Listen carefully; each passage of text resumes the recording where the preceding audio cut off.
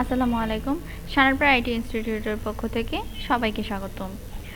আজকে আমরা এক্সেলের ডাটা এন্ট্রির একটা নতুন প্রসেস দেখব। ডাটা যদি আমরা এভাবে একটা দুইটা করে লিখতে থাকি তাহলে কিন্তু আমাদের অনেকটা টাইম চলে যাবে। তো সেক্ষেত্রে আমরা কি করব, একটা নতুন টেকনিক দেখব যেটাতে হচ্ছে ডাটা এন্ট্রি করে আমরা সহজেই কাজ করতে পারি। প্রথমে এই লাইনটাকে ডিলিট করে দেই, তারপর হেডিং সহ ডাটাটাকে সিলেক্ট করে নিচ্ছি, তারপর আল্টার ডি ও বাটন প্রেস করব। আমাদের এরকম একটা শীট আসবে, এখান থেকে নিউতে যাব, যাওয়ার পর এখান থেকে আমরা ডাটা এন্ট্রি করতে থাকব।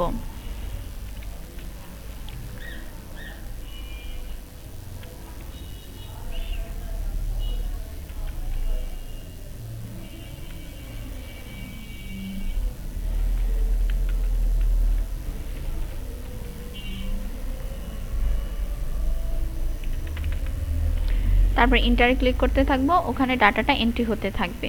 এই নিয়মটা করলে আমরা খুব সহজেই ডাটা এন্ট্রি করতে পারবো তাড়াতাড়ি।